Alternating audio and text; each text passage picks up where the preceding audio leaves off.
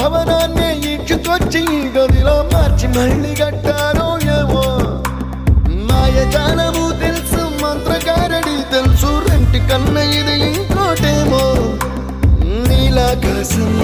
నేలాకొస్తే ఇట్టాగే ఉంటాదో ఏమో ఈ సంతోషం దాచాలంటే హృదయాలు ఓ 100 కావాలేమో ఇంతందంగా ఉంటుందా ఈ లోకం